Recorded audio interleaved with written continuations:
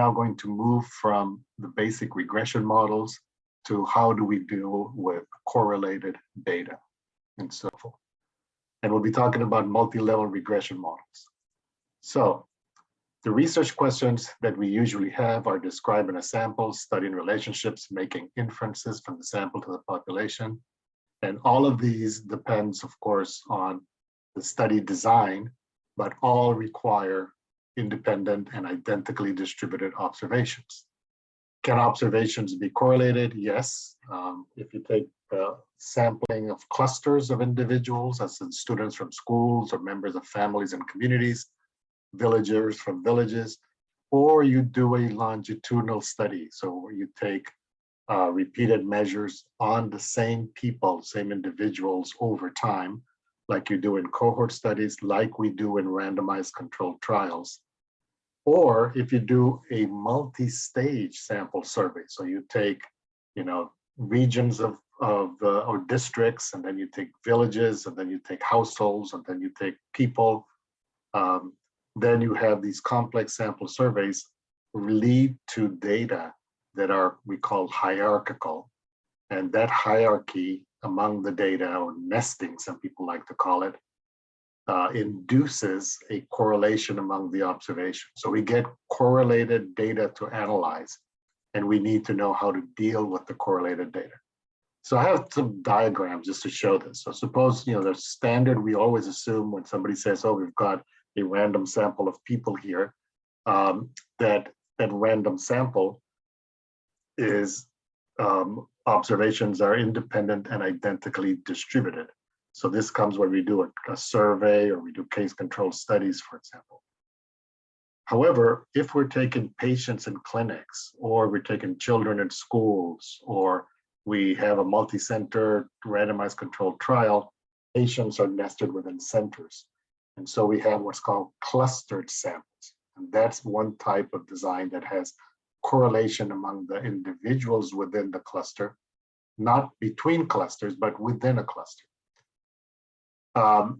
Longitudinal repeated measures, or prospective studies, are like in cohort studies. You take measurements on the same individuals. So I'll have some people randomized to A and B. I have person 1, person 2, etc. And now I have observations at baseline, but I have them at different time points.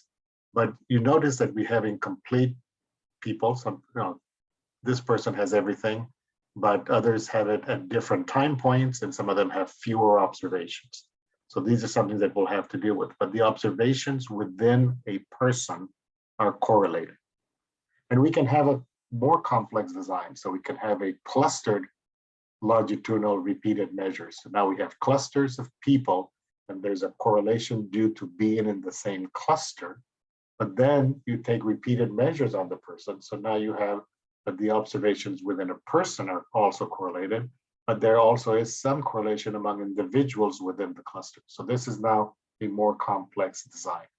And we'll be talking about how to deal with the data in these situations. Okay. So the contents of these today and tomorrow is heavy stuff, right? We're going to be talking about understanding correlated data. How do we visualize it?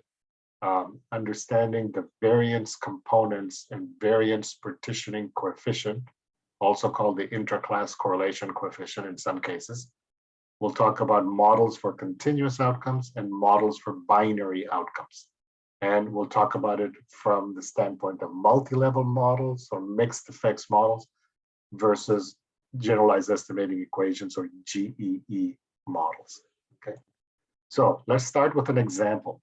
So here I have been given the math scores of 100 students. And, they say, well, describe them. Well, I can describe by giving summary statistics if I like it. I can do box plots, dot plots, etc. What is missing here? What is missing is actually that you should never analyze data until you know where did the data come from? What was the study design that gave rise to it? So if you tell you this is a random sample, then that's fine. But if you tell me no, these come from 20 students that were randomly sampled within 5 schools. So then even those simple means and graphs are meaningless. You need to do it separately or consider the fact that the students are nested within schools. And so if I wanted to do a graph, I would do something like dot plot like this. If I wanted to get the means, I would just do this. Now, what is missing here? What is missing is that, again, you don't analyze anything until you have a research question. So let's have a research question. And so these are math scores on this the students, and it depends on some covariates. There's a school effect, there's chance variation. What is our research question? So we'll have to have a research question, and we'll get that later on. But if we wanted to see if there is any relationship between these things, or there's a school effect, how do we go about looking at that? Well, we look at the plot and we see, yeah, the mean here is slightly, similar in these two. It's lower here. There's maybe less variability here than there is here. So there are differences in the distributions of the variable math scores by school. So one thing we can do when we have no covariates, we run what's called a null model. It's a model that just has no covariates. But we can adjust for the fixed effect of school. And how do we do that? Well, you've already learned how to do dummy variables. So we create a dummy variable for school. And there'll be 5 dummy variables, but I will have one as the reference one, maybe school 1 is the reference. And when I do that, I'm modeling now the math score of the jth individual and the ith school, and I'll have the effect of school as a fixed effect, and I'll have the random errors here, and then I'll have the common intercept. So if I run this model, the intercept will actually be the mean of school 1, right, 46.4. And the other ones will be the differences of the other schools from school 1. That's essentially what you're doing here. Now, the option that I have, and we'll go more into the details of this, is that I could consider the effect of school to not be a fixed effect. I can consider it to be a random effect. And we'll talk about why do we consider, or when do we consider something to be a random effect? The random effect would be when the 5 schools that we have are considered to be a sample of potential schools in that district, for example. And if that is so, then now the model is the same. But what I assume now is that the school effects are random. And they will have, if they're random, that means that they have a distribution. And if they have a distribution, we usually assume it to be normal with a mean of 0 and some variance. And so when I do this and I run the model considering the effect of school as a random, I only get a model that has, because it's a null model, I have only the intercept, and that is the overall mean of all the schools, 47.16. But now I get the variance components that make up the math score. And we get variance components, and then we have a measure of the amount of correlation among the math scores of students from the same school. And this is called the intra-class correlation coefficient. I want to clarify that it's not a correlation. Unfortunately, it's called the intra-class correlation coefficient. It's a measure of the correlation, but it's not a correlation because correlations go between -1 and +1. The ICC goes between 0 and 1. It's calculated as a proportion. And so, but its interpretation is the amount of correlation. And we see that there is some correlation, 0.04. You can say, well, that's very small, but that's what it is, okay? So this is where we're going to be heading. And to understand this, we have to understand this variance components. And let me explain this with a diagram. So suppose I have a bunch of observations, and I've just made up a bunch of observations. And I have a single variable y. And so the mean of the y is mu, and the total variability, we all know, is just the sum of those squared deviations. So these arrows from the deviation of the observation from the common mean. Take the squares of those and add them up, and you get the total variability. Now, this is, everybody knows how to do that. Now, suppose I tell you, wait a second, these don't come from a single random sample. These come from 6 clusters. And I'm going to denote the clusters by color. Okay, so I have the yellows, the reds, the oranges, the greens, etc. I haven't moved the points. The total variability remains the same. Okay, all right. Now, look at the means of the different color clusters. They're in the bottom part over here. These are the means of, this is the mean of the green ones is here, the mean of the orange ones is here, etc. The means are different, but look at the variability within a cluster. The variability within the oranges range from here to here. So there's pretty tight variability. The reds, they range from here to here. The greens range from here to here. The yellows here. So the variability within a cluster is relatively small. And what does that mean? That means that the observations within a cluster are highly correlated. They're close to each other. And so we have that when the means of between the clusters is different, the variability within a cluster is small. So the cluster within a cluster, there's high correlation. Now, suppose I don't move these points, but I say, wait a second, the clusters are actually different. The clusters were actually these other ones. I haven't moved the points. The total variability remains exactly the same. Nothing has changed. The total is exactly the same. But look at now the means of the different clusters. They're very tightly close together. So the means of the 6 color clusters are similar. And what does that mean? Look at the variability within. The oranges range all over the place. The greens, range all over the place. The reds, etc. So the variability within a cluster is large. Why? Because either the total hasn't changed, so if the variability between the means is the same or is close, then the other one has to be different, right? So the variability within a cluster is large. So therefore we have small correlation within a cluster. Okay, hopefully everybody saw that illustration. Now what I'm going to do is I'm going to rotate, this is the Y, and this is the mean. So I'm going to rotate the observation 90 degrees. And I have them here. So now the Y's are here, okay? And now I have another variable. So now this is a scatter plot of X versus Y, okay? And now we're going to talk about variance components and regression, okay?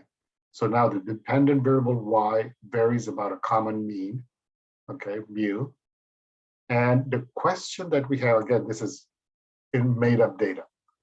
What part of the variability of Y can be explained by its linear relationship with X? That's what we saw yesterday. That's what standard linear regression does. It's trying to explain the variability in the Y with independent variables. In this case, I have a single independent variable X, or simple linear regression. Is there some explanation that if I ignored X, the variability of Y is just the variation around mu, okay? It's the horizontal line. But now I have X. Is there some relationship between X and Y? Well, yeah, they seem to be. There is the general cloud, I call it the ellipsoid here, and this seems to have a positive relationship. What is a positive relationship? That as X increases, Y increases, and as X is smaller, Y is smaller. So we have a general positive slope, okay? So if I ignore X, so I say there is no relationship, then what would I have? If I say that I have no covariance, so I do a regression and I don't put X in the model, Okay, so I will say that the beta 1 for x is 0, then beta 0 is just the mu. So the regression line just becomes this. And look at the residuals from the model. The residuals from the model are these vertical lines from the observations to the regression model. And if the regression model is the null model, then it is to this horizontal line. These are pretty big. None of the variability of y is explained since x is being ignored here. But so what happens if I include x in the model and I put in that the regression line is now this one? What do we observe? What we observe is that, yes, some points are fitted nicely and their residuals become very small. Others remain, this one has no residual. This one has very small residuals. Some still are quite big, okay? Now, the total variability in the y's has not changed, but some of it has been explained by this linear relationship with x. So we get a better fit because the sum of squares of residuals has become smaller, okay? Why? Because some of these vertical lines have become smaller, okay? Now, I'm going to say, oh, this is not independent observations. These observations actually come from different clusters. And I have clusters now. Okay. So what do we observe? Nothing has changed here. I just added colors here. So the question that we have is knowing that there are differences, the observations come from different clusters. Can that give me a better fit model? Well, why do we worry about that? Well, look at here. The blacks are not having very good fit. The greens are having an excellent fit. They're sort of close here. Maybe the slope is not that great. The yellows have a better fit.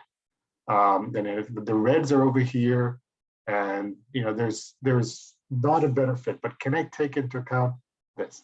So one thing I could do is I could say, wait a second, what if the relationship between x and y, the slope is the same, but where the line is different in location for each of the clusters? So then I can do what is called a random intercept model. So I give the same slope to everybody, but I give a separate intercept. And so if I do that, now my model looks like this. For the JF school has now a separate intercept, and it's denoted by beta 0j. And so what do we observe? Well, yes, they fit better because the vertical lines are now smaller. So the sums of squares of these residuals will be much smaller. It's a much better fit than we had before. But notice that the slopes are common, okay? And so if we consider these cluster effects as random intercept effects, will eventually be what? Partitioning the total variability within color cluster and between color cluster. And I can improve this a little bit more.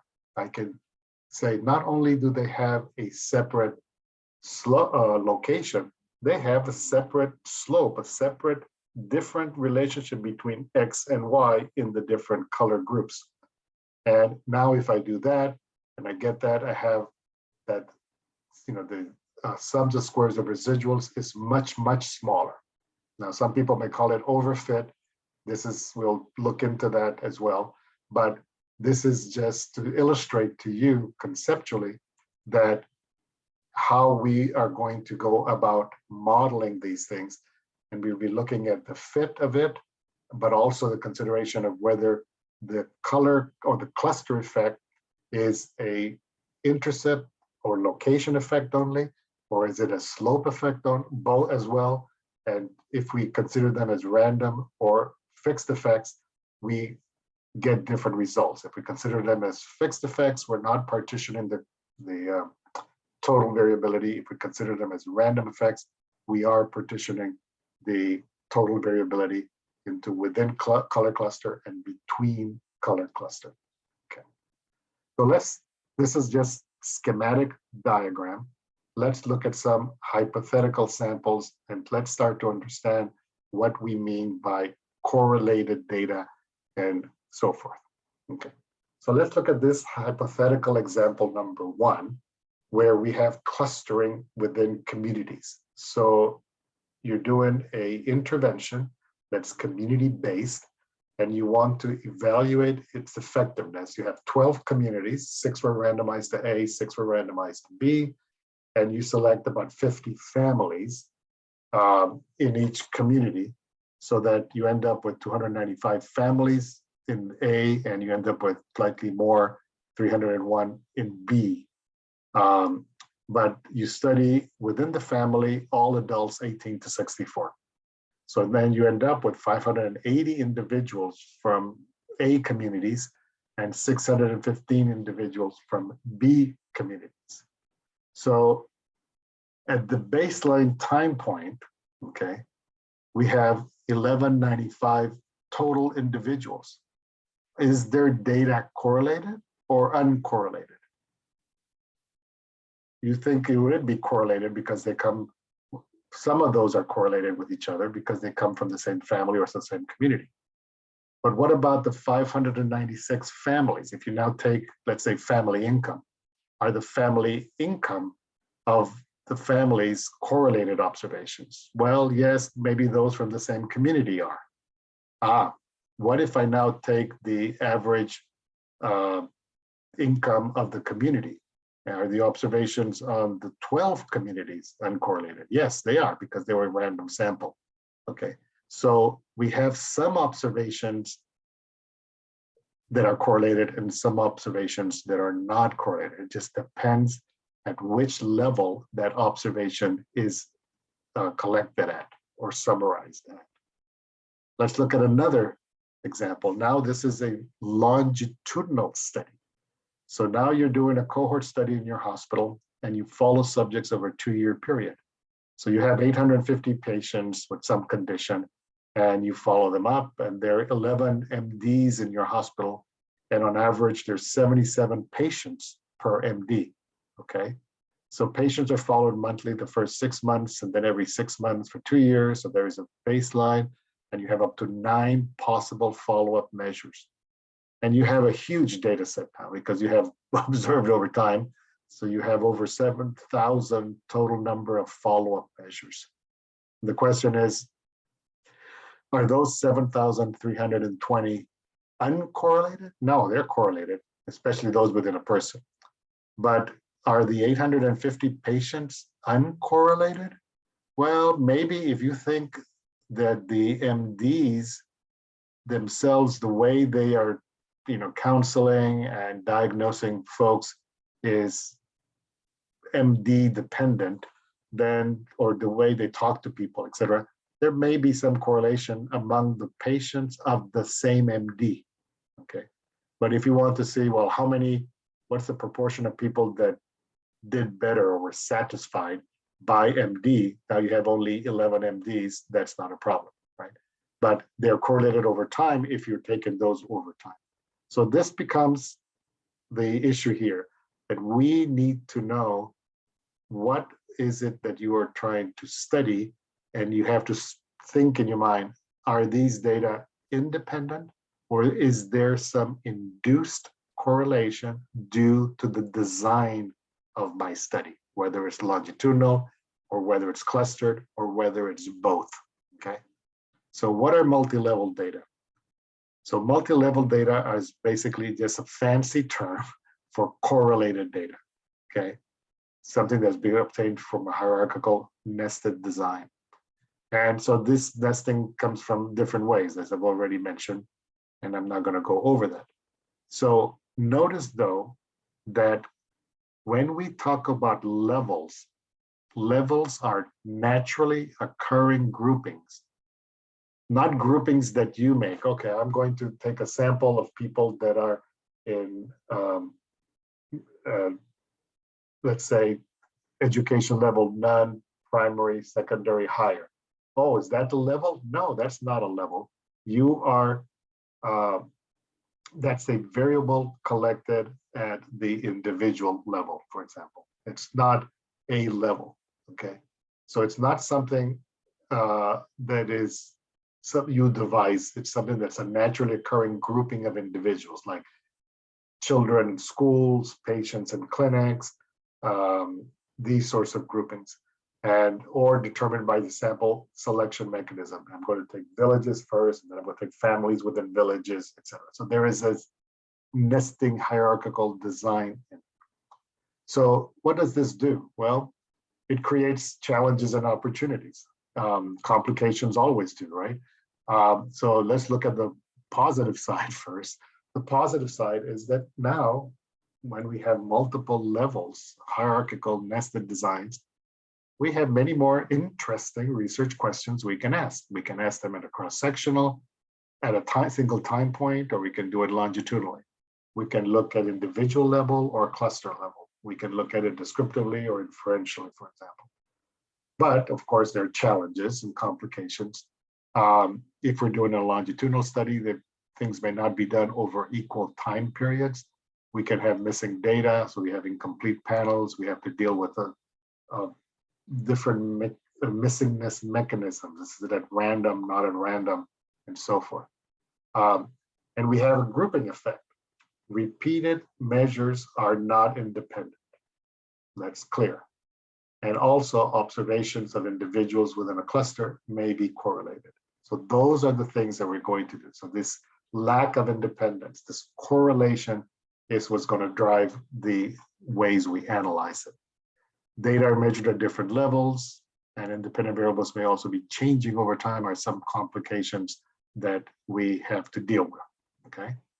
So one way to visualize the structure of our data is this thing called the multi-level diagram. And it's just a simple table, there's nothing to it. It's just a way of summarizing the levels. So we have the levels here, and let's say, for example, cluster, persons within cluster, and then repeated measures over time within a person. So we have 3 levels in this example here.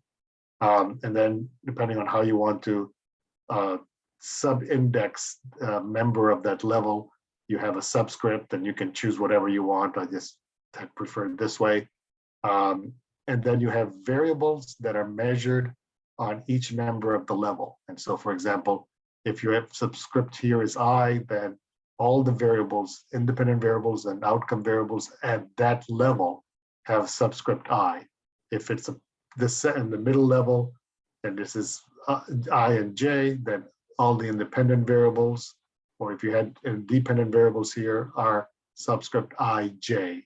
And if it's a time here, then all the variables here are I, G, J, T for that. So for example, just whatever convention you like, you can use. The idea is that you know now by looking at the subscripts, what level is that variable measured at, because it's important to know that when you're setting up your model, okay?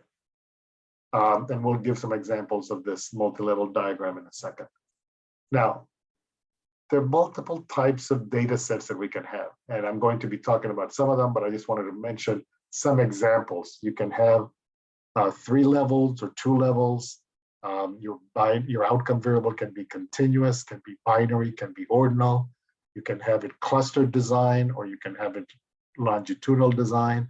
You can have both clustered and longitudinal designs, okay? You can also have this happen in survival type outcomes, and we're not going to be able to have time to talk about this. Maybe tomorrow we'll talk a little bit about it, but that's not, if we have time, we could do that. But we can have also, clustering and again, clustering or longitudinal at 2 levels or 3 levels. So all sorts of designs come into this. Now, I'm not going to go into each one of those, but you can read these later because the slides are being shared with you. Now, let's look at an example. So what if I have 2 levels And so I have students nested within schools, and I have a series of variables measured on the schools. Is the school public or private? Is the school urban or rural? What is the ratio of number of teachers to number of students? And I have what I call the average score on some test, national test that's given. So every school in India likes to say, okay, yeah, the points that we got in our students when they took the metric exam or whatever is such and such. And that's the average of the school, of all the students in that school that took the test. But at the student level, I can have whether they're male, female, the socioeconomic level of their family, the education of their father, for example, or of the mother, and I have their particular score, okay? And now I could start looking at relationships here. And I could look at relationships which way? Well, depends on my research question. And my research question could be something where, what are the factors that explain the average score of a school? And I will have, I don't know, let's say 50 schools, and I have 100 students per school. So I have 5,000 observations. But if my outcome variable is at the school level, I only have 50 outcome variables, and the schools are independent. So then it's not a multi-level question, okay? Now, if I'm looking at the score of the 5,000 individuals, and I say, what is factors are explaining that, these scores here are correlated because the 100 students from the same school will have some correlation. And that's the correlation we're going to have to deal with, okay?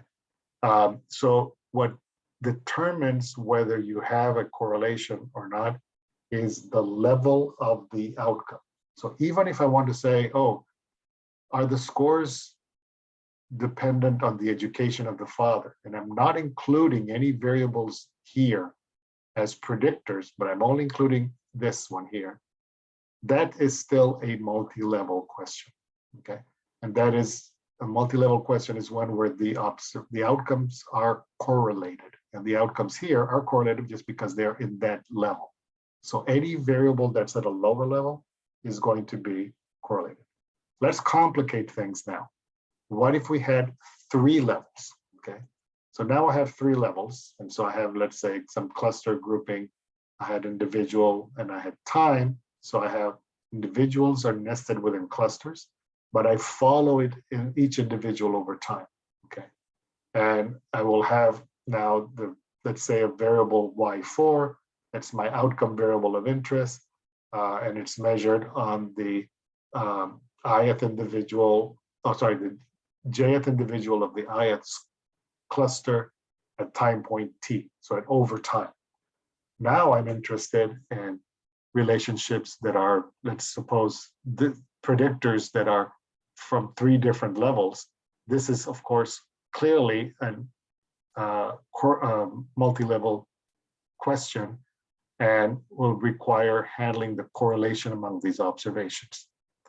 But what if it was, I'm interested in this, I'm interested in the relationship between an independent variable at the cluster level with the outcome at a cluster level. These are not correlated, so this is not a question that would require dealing with any correlations. I will have fewer observations because I have fewer clusters, but does not require necessarily at all having to deal with multi-level or correlated data methods. What about here? Wow. So here people think, oh, wait a second, the independent variable and the dependent variable are at the same level. I don't have any other things coming into the model. Oh, this is not a multi-level. No, it is a multi-level. Why?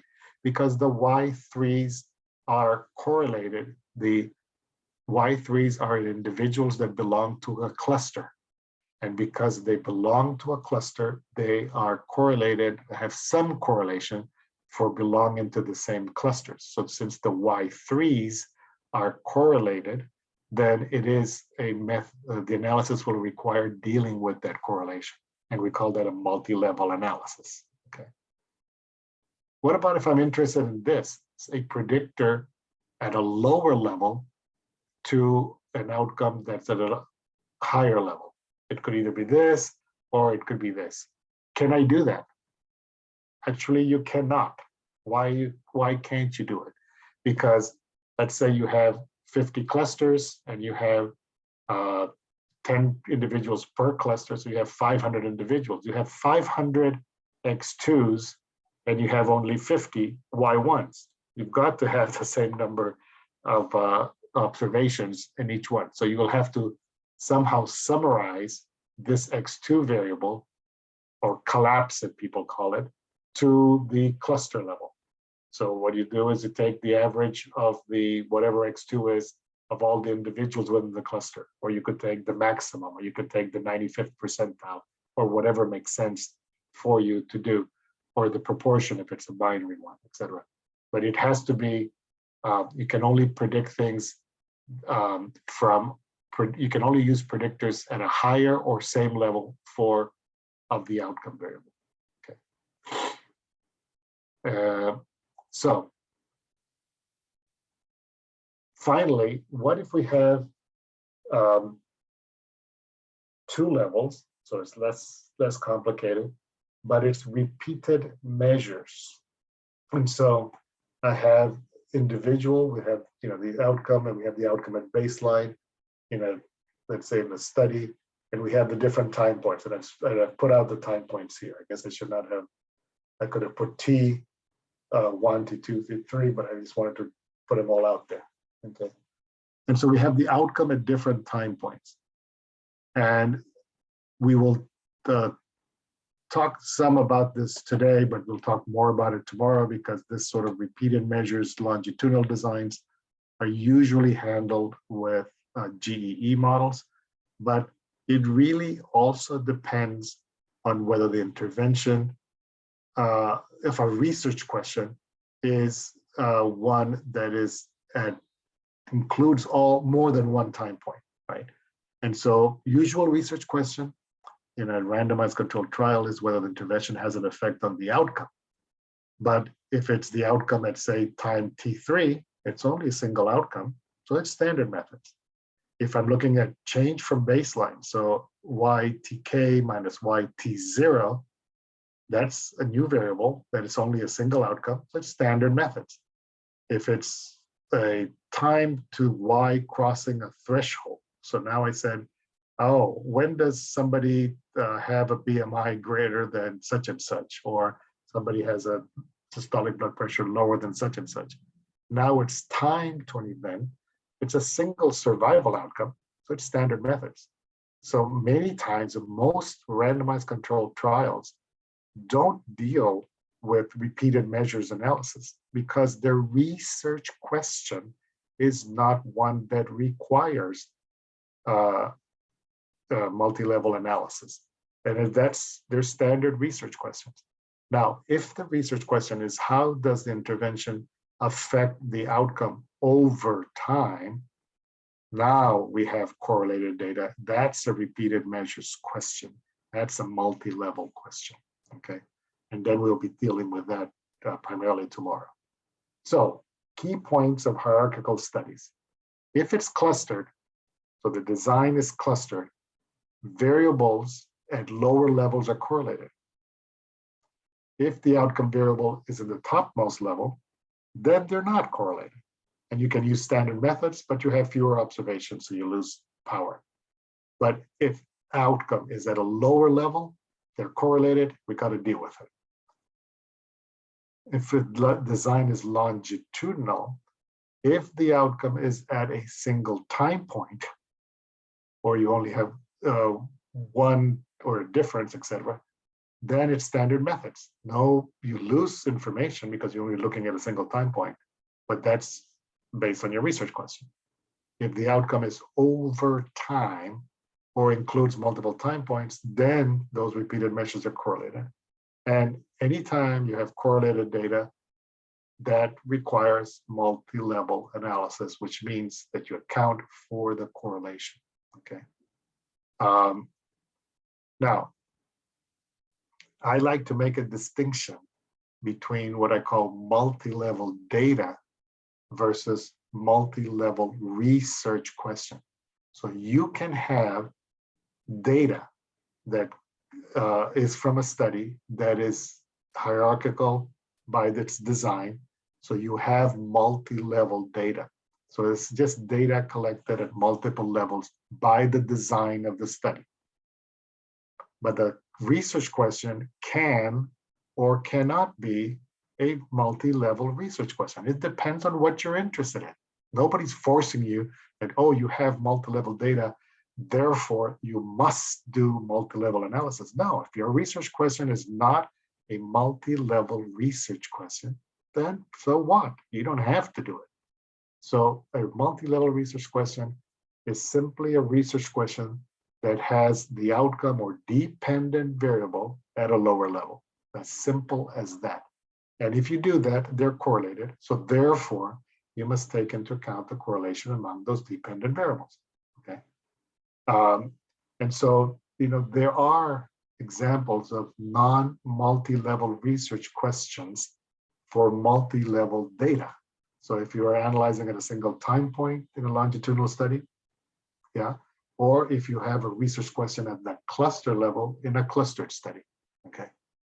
So just wanted to clarify that. The other thing I want to clarify is terminology. You will see that, what ends up happening in reality is that statisticians that work in psychology don't read the papers of statisticians that work in ecology, who don't read the papers of statisticians that work in economics, who don't read the papers of statisticians that work in biology or epidemiology. And so everybody has had to deal with designs that lead to correlated data. And since nobody reads anybody else's papers, they don't know what others have done. They sort of reinvent the wheel or reinvent the naming of things. So you will hear multi-level models having macro and micro levels, but then, when they had more than 2 levels, they got messed up. The original historical origin of this came from repeated measures ANOVA, and I'm going to give an example of that right now from R.A. Fisher. Psychologists call these hierarchical models. Economists call it panel data models. Sociologists call this contextual and composition factors. We biostatisticians call it random effects models or mixed effects models, or repeated measures analysis or cluster analysis. Clinicians have done this for years with growth curve analysis and trajectories and profile tracking. So just be aware that naming is very different according to the different disciplines. But let's look at the origins of this. And I assume all of you may know that statistical significance testing has its origins in agronomy with Sir Ronald Fisher in the UK, who actually was a geneticist and a mathematician. He was not a statistician, but he created the field of statistics, modern statistics. So he was brought to Rothamsted experimental farm or laboratory to look at, as a genetics person, what are the different strains of seeds, of grains, and so forth, starches that are used for the elaboration of beer in the UK at the early part of the 20th century. So he was doing, how do I get more barley? How do I get more oats, etc.? Under what conditions of how much watering, how much fertilizing to put, etc. And he would do experiments. And these experiments were done in plots of land in the field, okay? And so what he ended up doing was invented analysis of variance. And these experimental designs were intended to understand the sources of variability. This is what I was talking about variability before. So he wanted to understand why some plants get more yield in some places under what conditions than in other places. So the variability in the plants yield is what he was interested in. So here's, for example, that he had 20 plots and he had 5 different treatments. Which treatment gives you the highest yield, and so forth? Well, what you do is he had 20 plots, he planted these plants and he got this yield. And so he wanted to see how much of the total variation in the yield, so the total variation in the yield is due to the treatment. And so he breaks up the sums of squares into what is due to treatment and what is out of the total, and then what remains is the residual, okay? And this is his analysis of variance table, and I'm sure everybody is familiar with it. And this F statistic is now an indication of how much of the variation is due to treatment as opposed to the residual, F for Fisher. And this was a completely randomized design. But he's not a dummy. He realized that the yields depend not only on the treatment, they depend on the soil factors and the conditions. And on one way, if the slope of one of the plots is more, so the water drains and all this kind of stuff. So one way to understand how much of the total variability depends on the treatment is to remove the variability due to factors that he doesn't care about, that are shared by plants in the same plot. So he now devises a new experimental design where the 5 treatments are given in each of the 4 plots of the field. And he called the plots blocks, okay? And within the block, he randomized where they placed the treatment. And so now he's got blocks of size 5, because he has 5 treatment, and he has 4 blocks here, so he has those 20 observations. Okay.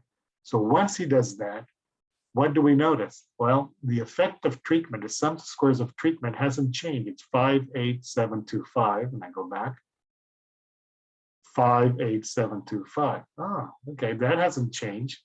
But what is he doing by accounting for the block effect? He is accounting for some of the residual variability. So the residual variability is now reduced, okay?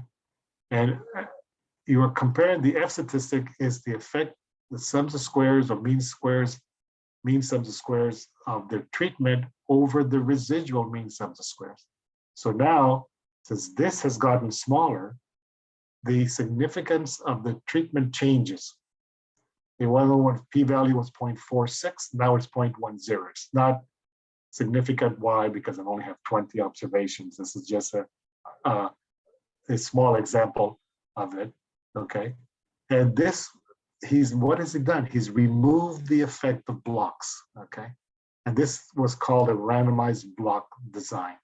So what he recognized in the 1920s is what he called the peculiarity of agricultural field experiments lies in the fact that the area of ground or the soil chosen for the plots are heterogeneous. So there's differences between the plots, but within the plot, they are similar. And that's between clusters are the plots, within clusters, they're similar. So that's where I was talking about before. If you eliminate the effect of the soil heterogeneity, that variability due to plots, you increase the accuracy of or precision of the experiment, okay?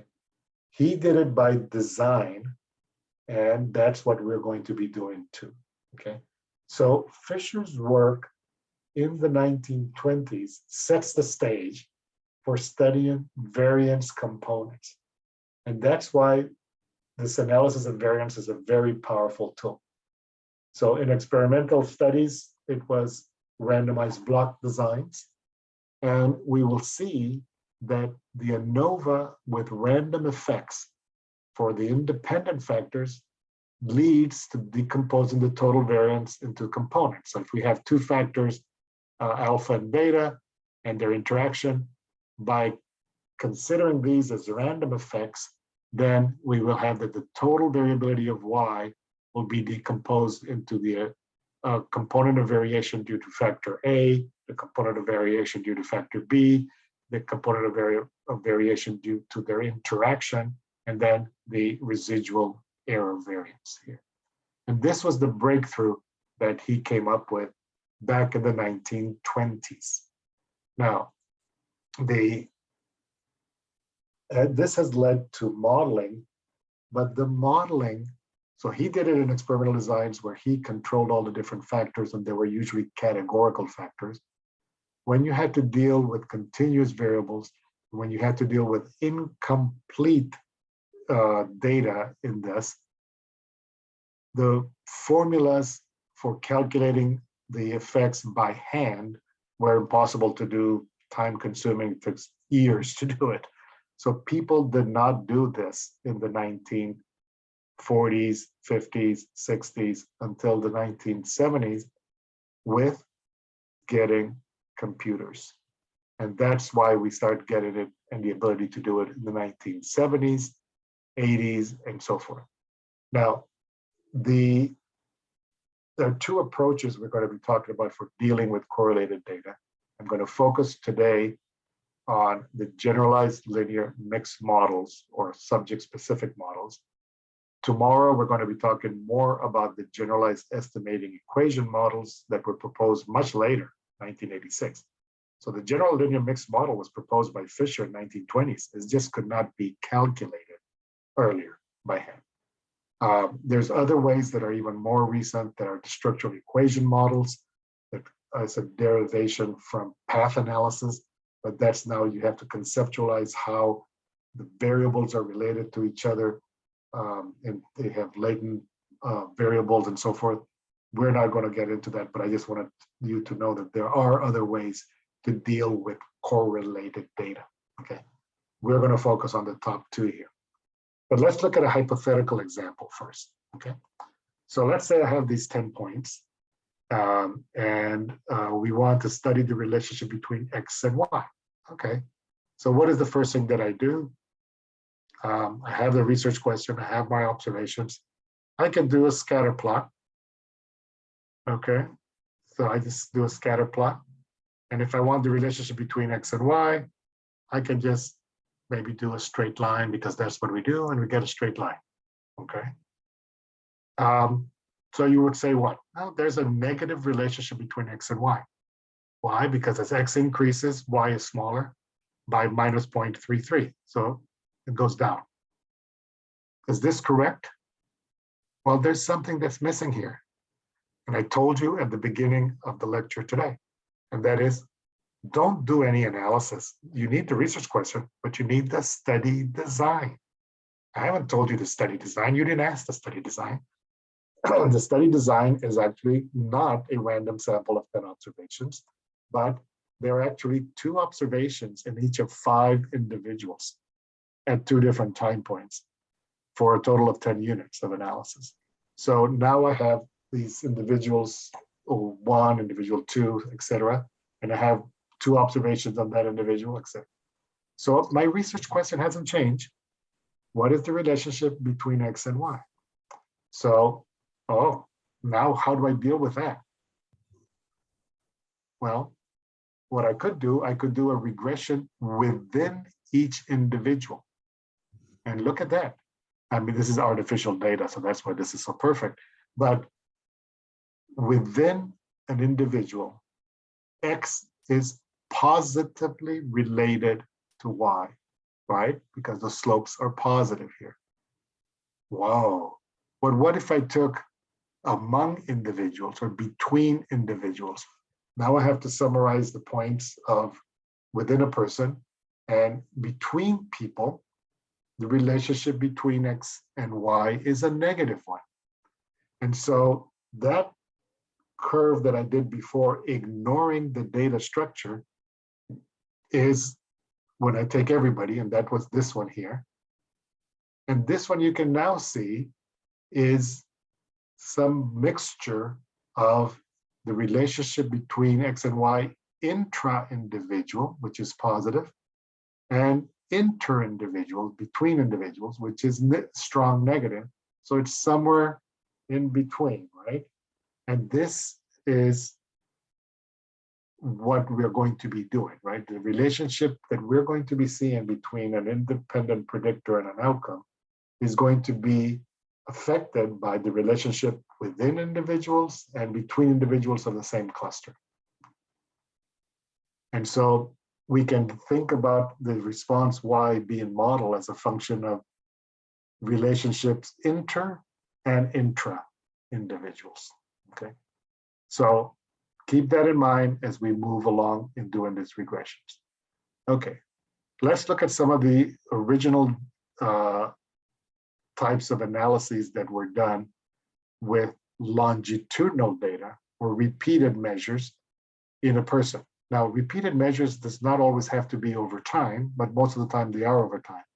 The example I have is not over time, just to give you something totally different. So suppose I had a study, and actually this is a real study, on fecal fat under various pancreatic enzyme supplements. So they took 6 subjects, it's a very small study, and here we have the actual data that each subject was given at 4 different time points a supplement of pill. This is at baseline, they were not given anything, and they were measuring their fecal fat. Then when they got this tablet, when they got a capsule, and when they got a coated one. Okay. What do we observe? We observe first that a person, on average, may have different amounts of fecal fat. These two have very high fecal fat. This one has very low ones, okay? But that's not the question. We don't want to compare people. We want to compare the effect of the pills. Are the types of pill different? Well, if we ignore subject effects, we just do one-way analysis of variance, we're assuming independence, we're just looking at the effect of type, okay? Or we want to adjust for the effect of subjects as fixed effects. So we put in a subject effect. That's called two-way ANOVA. But if we treat the subjects as random effects, I don't really care about knowing what the subject effect is. And there is a random sample of potential subjects I could do. That's called repeated measures ANOVA, okay? So the model is the same as the two-way ANOVA, but now I've considered this effect of subject as a random one, and it has a normal distribution. And we assume that they're independent of the errors, so we have variance components of this. And so with repeated measures ANOVA, now what do? I specify, this is, I'm giving you the specifications in Stata, and when all softwares do this kind of stuff, I have my 24 observations, but if I give this structure to Stata, it says, there we have 6 groups of people, and 4 of them, it's perfectly nicely balanced, and it gives me the component of variation between subjects and within subjects. So then I can calculate the proportion of variation between subjects relative to the total variation. And so now by doing this, by considering it random, I've done what Fisher has suggested to decompose the variability. The total variability is now partitioned into among subjects and within subjects. And I can calculate the variance partition coefficient, which is this proportion here. And now we go to simple mathematics. This is close to 1 when the intra is close to 0. And intra variation being close to 0 means high correlation intra. If the variance partition coefficient is close to 0, the only way this quotient is 0 is that the numerator is 0. So that the variation between is close to 0. And that means that there's low correlation intra. There's a lot of variability within because the total remains the same, okay? Now, this quotient is also called the intraclass correlation coefficient, and it's exactly the same for normal and continuous data. But when we're talking about binary data, which we'll see later, it's the ICC is calculated differently. But in the continuous data, it's the same. Okay, so let's look at the pill types. Are they correlated? Well, yes, they are highly correlated between them. So within a person, the different effects of the pills are highly correlated. So what do we calculate? The variance partition coefficient is 0.7, which is indicative of a high amount of correlation within a person. Okay, so we could be doing repeated measures ANOVA and getting this all the time. Now, the problem is that in longitudinal data, we may have missing measurements, we have loss to follow-up, and in cluster data, we don't always have clusters of the same size. And repeated measures ANOVA does not work when you have imbalanced and incomplete sets of data. So while this was the traditional historical way of analyzing this data, almost nobody does it this way now, okay? So what are we going to do? Well, we're going to adjust for the correlation using different methods. So if correlation is due to clustering, the model may look like this. So I have the jth observation within the ith cluster, and I have some relationship between multiple x's and the outcome. And we could either analyze it by changing the problem and analyzing at the cluster level. Okay, that's a different question. We're not going to talk about that. We can ignore the correlation, or we can adjust for the correlation. We're going to adjust for the correlation. If the correlation is due to repeated measures, like we have here with multiple time points, so the y is on an individual and multiple time points, we could complete the data by imputing the missing data and then do repeated measures, ANOVA, for example, or what many people do, but you don't want to necessarily always impute. You can change the problem and analyze at a given time point, or analyze at each separate time point, or look at a single change, as I said before, or you can ignore the correlation.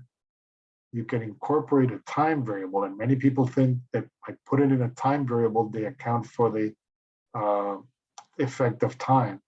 They do account for the linear effect of time on the outcome, but they don't deal with the correlation among the observations. That's an important point.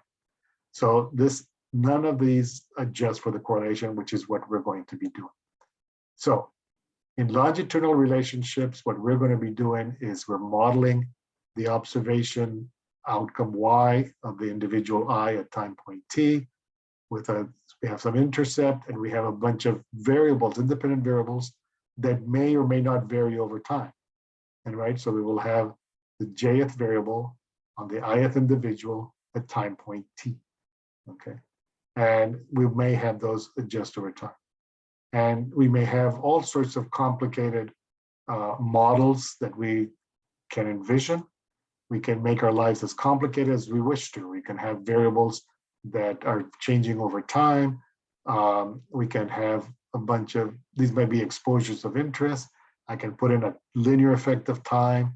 I can put in other variables that are control variables that change over time, or other control variables that do not change over time. The issue here is not the complication of the model. That's up to everybody's, whatever they want to do in their models. It's how to deal that the errors are correlated. And this is what we're going to be focusing on. These errors are correlated, okay? Whether longitudinal or clustered or both. So how do we deal with the correlated errors, okay? So we're going to be doing it one of two ways. One would be by adding effects for a subject or a cluster and consider them as random variables. That's what we call the multi-level model. Is there a choice as to whether we consider the effects random or fixed? How do we decide? Is the random effects are independent of the errors? One is essentially partition into variance. That's what we've seen so far. The second approach, which we're going to be talking more about tomorrow, is imposing a structure on the covariance or correlation matrix. And those are the GEE models, okay? And we have to specify how the observations are correlated.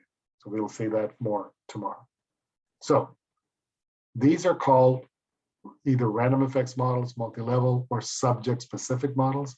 And the GEE are sometimes called population averaged models, okay? So let's look at the random effects models. And this, I hope, I'll go slowly on this. I have only a few slides on it, and then we may go to an example. So let's look at the very, very simple case. Simple linear regression. Normal outcome. So we have Y is a continuous variable measured at time point T on an individual I, or it could be, we could do IJ if it's clustered. But now I have an independent variable X measured also on the individual I at time point T, or it could be IJ. Okay. So if I have a simple linear regression, and I ignore the subject effect, I can just model the outcome, the longitudinal outcome, as with a simple linear regression. I'm assuming that the errors are normally distributed and independent. I should have put IID here with some variance. Okay. If I take the expected value, now the expected value just becomes a linear component because the expected value of this is 0. And the variance, since these are fixed, is the variance of the error. Okay, that's simple linear regression. But that's ignoring that there is some sort of correlation. Now, or a subject effect. If I include a subject effect, what am I doing? I'm just including a fixed intercept here for each subject. For now, I'm not going to worry about saying that each subject has a different relationship with X. So let's just look at just the intercept being different. So each subject has a different effect, right? We call that the subject effect. And I can assume that this is a fixed effect of the subject, just like I had fixed effects of schools, for example. In that case, I'm just adding another intercept there, and it's a constant that I have to estimate. The errors are slightly different, so I put a star on here, but now these are independent. But if I take the expected value of this is not random, so this has its value, so then it becomes a linear component. And the variance of Y's are now a different error, but I haven't decomposed any variability. However, if I do the same model, but I consider these as random effects, I have the same model here. If this is a random effect, it has to have a distribution. Now I'm going to assume that they're going to be normal. Now the variability here is going to be the variability of the subject effects is among subjects. And so the remaining one is interpreted as within subjects, okay? And we assume usually that these are independent so that the variance is now decomposed into the among and the within components. And this is the expected value now becomes this part. So this has a expected value of 0, and this has an expected value of 0. So now I get just this part. And this is what the random intercept model is doing. It's basically, we are only interested in the beta 1, right? So that's our research question is still, what is the effect of X on Y? And that's what we are interested in. But now what it does is decomposes the sources of variability and deals with that correlation, okay? So we can also complicate our lives if we want to, and we can put random slope effects as well. And so here I have only one variable, but if I have multiple variables, I have to decide which ones will have a random slope effect. But by introducing this effect of the ith individual having a different slope for the effect of X is something that we could do. And what does that mean, having a different slope? It means that two people with the same value of X will have a different relationship to Y because they're different people, right? So usually it's people don't think about it. Yes, you may get a better fit to the model, but what is the interpretation of it may not be so clear. And so that's why it's rarely done, because it's more complex to understand. Now you have, for example, that I have to look at the distribution of these two random effects, the beta 0i and beta 1i, and usually we assume to be, bivariate normal. And so I have now the variance among individuals on the intercept, and I have the variance among individual on the slopes, and I have the covariance between the intercept, and the slope. Okay, so it becomes a little bit more complicated to do. So many people usually do not do the random slope effects. Now, when you're reading this in papers, nobody does this like this. Why? Because it occupies too much space in the manuscript. What do you see? You see something like this. They will present it in matrix notation. When they present it in matrix notation, it is only for statisticians to understand and mathematicians. Most readers do not understand it. They just put this is the fixed component part and this is the random component part. And they talk about the betas being the fixed effects and the gammas being the random effects. And so you're interested in estimating the betas, interpreting the betas, answering your research question with the betas. Are you interested in these? Some people are not. I am, because I'm interested in knowing their contribution to the total variance, the decomposition of the variability, interpreting the variance components. Most people don't care about it. You don't see it in papers, but they've just suggested they see it as a nuisance. And in fact, that's the concept behind the GEE model, which is, I don't care what the correlation is. I just have to deal with this garbage. Let me remove the effect of correlations and focus on the betas. Okay, but people that like to understand the decomposition of the total variance, the variance components, their contribution to the total variance, those are the ones that like to do multi-level models, and others will do more likely GEE. In most situations, you can use those two approaches for the same problem, but it tends to be that most people with cluster data do the multi-level, and most people with longitudinal data do the GE for that. But you can do both for both, and we'll show that tomorrow. But let's look at an example here. I know I have only 15 minutes left, so we'll go a little bit fast with this example. Suppose I have cluster data, and I have 519 students from 23 schools, and I have, students listed within schools.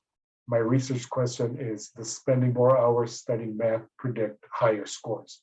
Okay, so this is something that, as every parent, we want our kids to get good scores in math, and we hound them to study more, right? So does that work? Well, I'm not going to use all 519 subjects. I just took a sample because I wanted to show you the plots, and there's too many points in a plot. So I took a random sample of 100 of those, and I get this result. So I got this time spent on math homework each week, okay? And the math score. Well, what do we notice? Well, maybe the cloud has some sort of positive relationship. Not so strong. I mean, there's some people that don't study anything and get great scores. But in general, there is a positive slope. Okay, so what can I do? Well, I can fit a straight line. And I do that, and I see that, yes, for every extra hour of work, of study, I get 2.5 extra points. Oh, study 4 more hours, we'll get 10 more points. That's kind of good. So the R squared is not that great, okay? So what do I do next? Well, One thing I haven't done, so we have to sort of check the assumptions of linear regression. We can do all of that. But I tell you, you did this analysis, but you didn't ask about the study design. And the way you took the sample was really, you took 20 students randomly within 5 schools. So I need to take into account, maybe there's a school effect. So here I've done the same plot, and now I've identified by colors the school, okay? And so I have the math score of the Jth student from the Ith school, okay? And it doesn't depend on the homework time. Do I care about the school effect? No. Do I want to? But let's look at how we deal with this. So one thing I could do, I can put in a school effect. No,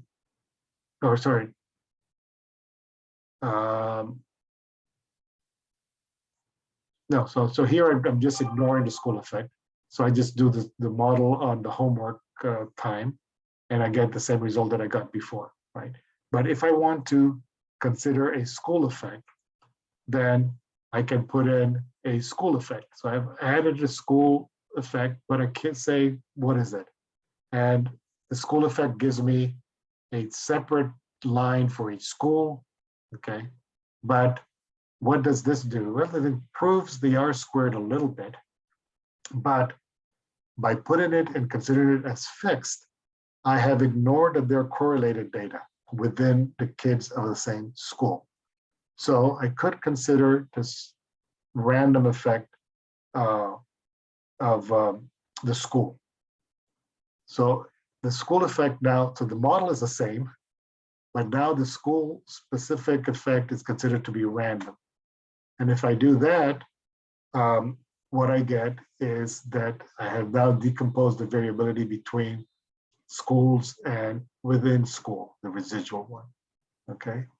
I still have this 2.6 is the effect of homework on school, okay?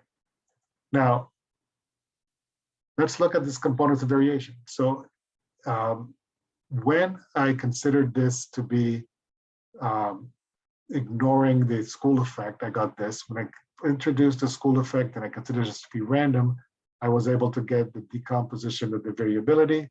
And in Stata, you don't have to calculate it by hand, it gives it to you, and it's 0.068, okay? So it's relatively not ignorable. It's not that great, but there is. So if the ICC is big, cluster means are very different. If the ICC is small, cluster means are very similar. This is what we saw in the first part of today's lecture. Now, I could also even complicate things and put in the school effect as not only on the intercept, but on the slope, but consider them fixed. If I do that, I get this more complicated model. I get this nice graph that you see some places studying more in some schools leads to lower scores. Why is that? Well, maybe because the people that have to study more are not good students in those schools, and the teachers are very good in that school. Who knows? There's all sorts of reasons for things, right? But this, consider them as fixed effects, does not, it violates assumptions of simple linear regression of independent observations. So I have to consider them as random. If I do that, I do fit the model better. I get 0.466, but it ignores the correlation. So if we consider those random effects of the intercept and random effects of the school's slope as independent, now I've got 3 components of variability that are between schools on their intercepts, between schools on their slopes, and then within schools, okay? And by doing that, my ICC is now 0.02. So I have the components of variation are given here. And so I can calculate the ICC. The ICC is a little bit more complex, right? Because I've got these things. So I don't do it by hand. I'll let the software do it. But this is the summary of this math score example. And let's look at it. The total variability is 93.3, okay? When I put in a school effect, and I either do it as fixed or random, the residual variance is the same, right? Because I've just put in a school effect. It's whether I consider it fixed or random is what I get. If I consider it as fixed, I can calculate an R squared. And you notice that the more parameters I put in, the better the R squared becomes. But if I keep it as a random, I can decompose the variability among schools and the residual, and I can calculate an ICC. So if I then put in, this is without any variables in the null model, but then when I put in the homework, that explains quite a bit of the variability, goes down from 93 to 80, the R squared gets better. If I put in school common effect for school and school specific intercept, I do even better. I get 0.23. If I put a school fixed intercept and fixed slope, I do even better, and I get 0.466. But I could be over parameterizing the model here, but I don't decompose the variance. If I put in now random effects, that's the fixed intercept, the effect of school is considered to be random. Now, these are similar, but I decompose the variance, and these are similar, but I'm now decomposing the variance further. And so I can get what is the remaining correlation among the individuals' math scores within a school once I've accounted for school effects, okay? And it is not so big. I don't have to worry about it, or I do have to worry about it. Usually you do have to worry about it, even if it says 0.01, for example. But this is what the ICC is doing. Now, tomorrow, we're going to be looking at analyzing more longitudinal data with GEE models, but I'll also have another example that contrasts using multi-level models and GEE models for the same data, because you can do that. And we'll compare which one is better or the other. So that's today. I've got 5 minutes of questions. Thank you.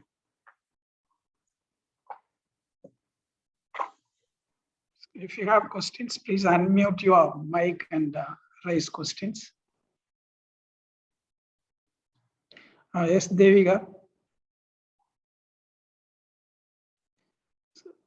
Devika, can you please ask the question? Unmute your mic and ask the question.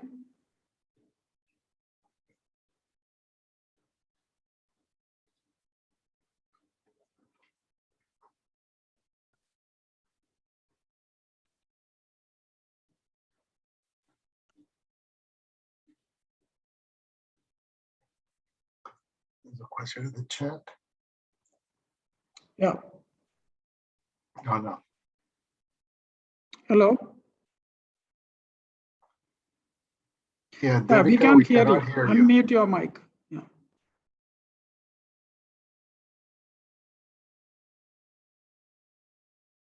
Not able to hear you.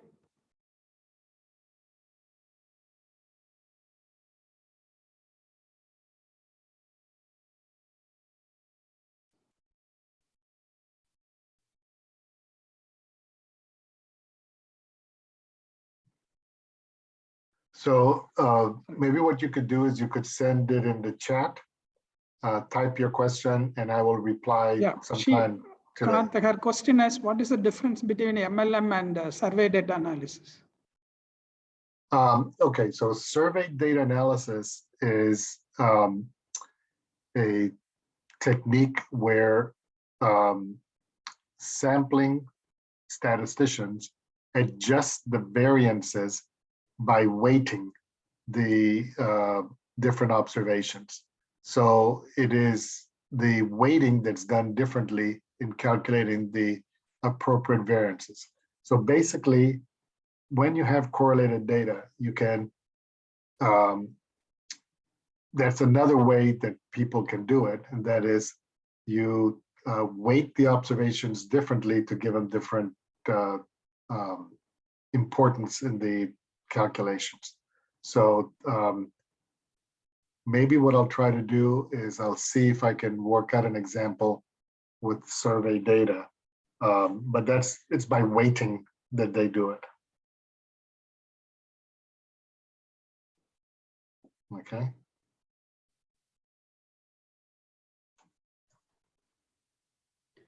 Good evening, sir. Hello. Yes. Yes, sir. I just wanted to ask that if our Yij is a multivariate in nature, can we use MLM approach for handling this correlated thing? So I mean, your outcome is a categorical multinomial kind of variable, right? Is that what you're saying? Yeah, my outcome is the multivariate. It's having p factors, say it's based on p factors. If I'm trying to do that thing, can we use a multi-level approach for that? So in theory, yes. Whether the software exists for it or not, it's may or may not. We have, for example, we'll talk a little bit tomorrow about categorical outcomes, and their binary outcomes as one. But if you had more than 2 categories, like you had 3 or 4 or 5 categories, if they're ordinal, yes, there is software for ordinal multi-level models. If it is non-ordered, I don't think Stata does it, but maybe Jeyaseelan, you can correct me if they do or not. But I think it's more software dependent whether you can do it. I'm sure somebody in R has already done this, but the standard packages don't all have the same capabilities to do these sorts of things. But theoretically, no problem, right? It's just the computationally that may be the issue. Thank you, sir.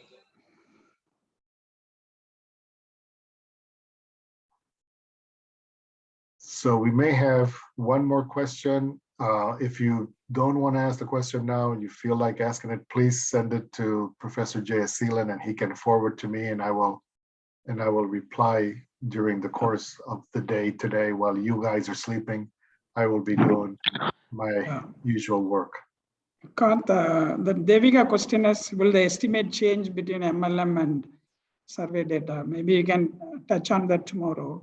Yeah, I'll look into that. I usually don't do survey data. I work in different fields, so I'll have to research this to see how that works. But thanks for your question, Devika. Okay. Thank you. Thank you, Kant. This is a wonderful presentation. So we enjoyed your lecture. Looking forward to your lecture tomorrow. Thank you very much. See you tomorrow. See you. Bye.